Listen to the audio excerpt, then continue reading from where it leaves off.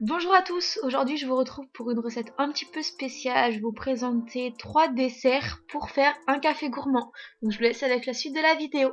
Donc pour la première recette, ça va être une crème à la vanille, à peu près comme une crème brûlée, mais moi je n'avais pas le chalumeau. Donc on aura besoin de sucre vanillé, d'arôme de vanille, du lait, un œuf, du sucre, de la farine et des ramequins. On vient mettre la moitié de nos 30 g de sucre dans une casserole avec le lait pour porter à ébullition. On vient mettre notre jaune d'œuf dans un bol et on vient lui ajouter notre sucre et le sucre vanillé. On vient mélanger tout ce mélange pour qu'il blanchisse un petit peu. Il faut savoir que normalement j'ai la recette pour 6 personnes, donc j'ai réussi à faire mes doses pour faire que de ramequins parce qu'on est que deux à la maison, ça sert à rien de gaspiller. Donc après avoir bien mélangé, on vient ajouter 15 g de farine et on vient de nouveau bien mélanger.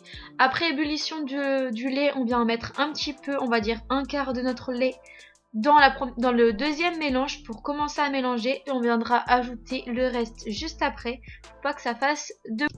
Il faut vraiment bien mélanger, comme je vous l'ai dit juste avant. Je viens ajouter le reste de mon lait et je viens de nouveau mélanger pour bien incorporer partout les mêmes arômes.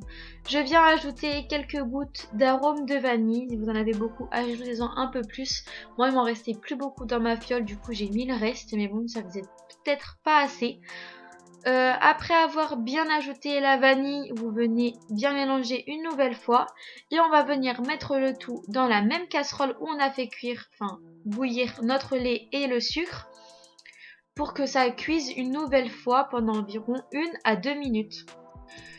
Quand vous allez voir que le mélange commence à épaissir comme cela, on vient laisser cuire 1 à 2 minutes et ensuite on va venir remplir nos ramequins. Donc on vient remplir nos ramequins et ensuite on va les laisser poser à température ambiante pour que ça refroidisse et on vient les mettre au frigo pendant au moins 2 heures. C'est possible que vous rajoutez un petit peu de cassonade sur le dessus pour brûler, mais moi je n'avais pas de cassonade, du coup je l'ai fait sans. Je passe maintenant à la recette du muffin nature. Donc pour cela, nous allons avoir besoin de sel.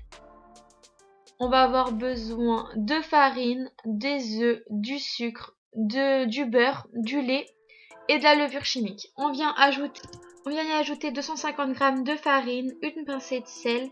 On va venir mettre 100 g de notre sucre et on va venir mélanger le tout. Après ça, on vient ajouter notre sachet de levure chimique et on remélange. Ensuite, je viens ajouter notre lait. Donc on va avoir besoin pour cette recette de 60 ml de lait. On vient y ajouter en 2 parties pour que ce soit plus facile à l'incorporer. On vient maintenant mettre nos œufs. Donc on les casse à l'intérieur. Il faut vraiment l'œuf entier, pas que le jaune ni le blanc. Donc après avoir mis l'œuf, on vient de nouveau mélanger et on vient ajouter 80 g de beurre fondu.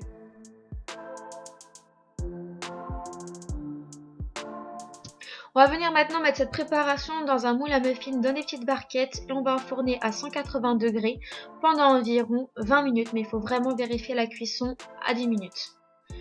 On va maintenant passer à la crème de Nesquik. Donc on va avoir besoin de lait, du chocolat Nesquik, un petit peu de sucre et de la farine.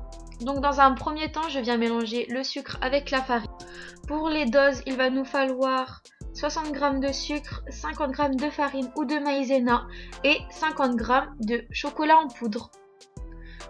On vient mélanger le tout pour bien que ce soit homogène et on vient ajouter 500 ml de lait. Bon, moi je l'ai fait pour 2 personnes, du coup bien sûr j'ai réduit les doses, mais cette proportion là, c'est pour au moins 6 ramequins, donc 6 personnes. Après, c'est à vous de convertir pour faire votre recette. On vient, après avoir bien mélangé, mettre cette préparation sur le feu. Et comme pour la recette de crème à la vanille, il faut toujours mélanger. Et quand ça commence à frémir, on vient faire cuire 1 à 2 minutes pour que notre mélange épaississe. On vient mettre cette préparation dans de nouveaux petits ramequins et exactement pareil, on laisse à température ambiante et après on vient mettre pour 1 heure au frigo. Là, pour la petite décoration, j'ai juste mis une cuillère, j'ai saupoudré de sucre glace et ça a fait cette forme. Avec ça, un petit café, soit noir, soit au lait. J'espère que les recettes vous auront plu et on se retrouve très prochainement pour une nouvelle recette. Bye!